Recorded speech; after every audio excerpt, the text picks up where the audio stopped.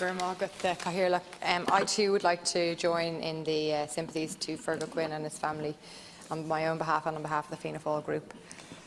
Today I'd like to raise the issue of the crisis that we are seeing in home care around the country, not just by paid carers but unpaid carers. We are seeing huge discrepancies, for instance, in the allocation of home adaptation grants between different local authorities. Some local authorities are spending up to 22 million and others spending a fraction of that. This is what we call a postcode lottery. My own opinion would be that this should be done nationally. We shouldn't have discrepancies like this. And what we're seeing now is 3,000 people left without funding because of a postcode lottery. Another issue, and we saw outside the Leinster House today, we met many of those who are in receipt of home care and respite services crying out for more funding. We know that there are huge waiting lists around the country for home help hours, and quite simply local authorities are not, and the HSE offices are not funded adequately.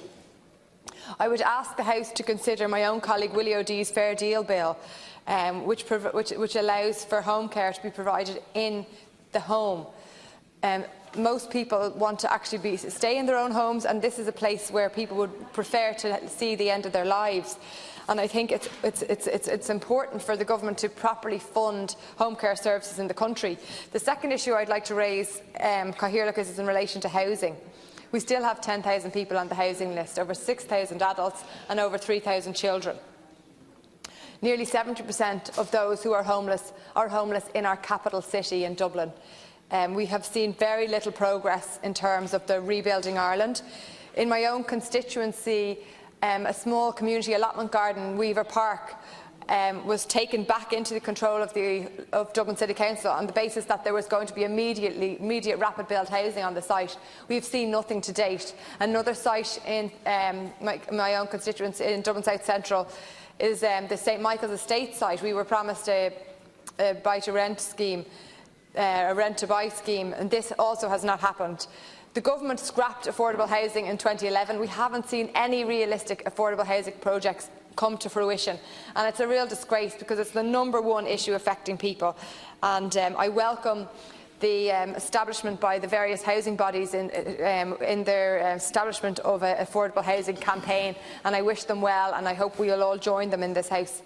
The third issue I'd like to raise is just in relation to broadband. We saw that a document was published before leaders' questions, and we saw an adjournment in the Dáil, but I think we need to have a proper debate in this House on the rollout of the National Broadband Plan.